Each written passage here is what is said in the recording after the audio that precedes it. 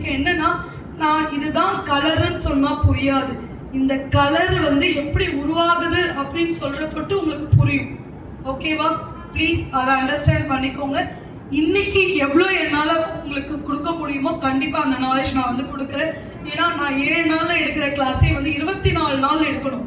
எப்படி 24 நாள் எடுக்கணும். அந்த 24 நாள 7 நாளைக்கு ஷார்ட் ஃபார்ம் கொண்டுட்டு ஒரு பிடிஎஃப் ரெடி பண்ணி அந்த பிடிஎஃப்ல வெளியே போனா நீங்க எப்படி சம்பாதிக்கலாம்.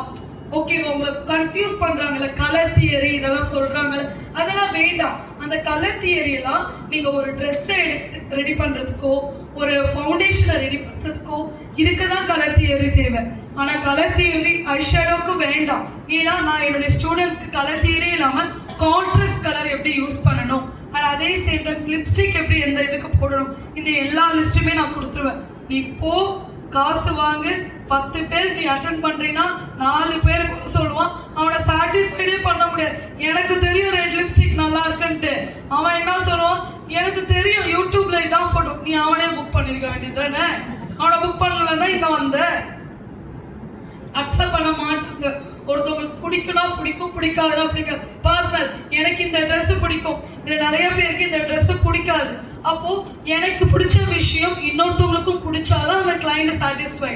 ஓகே, அதுக்காக நீங்க நல்லா பண்ணலன்னு அர்த்தம் கிடையாது. உங்க மன நிறைவா தொட்டு பார்த்து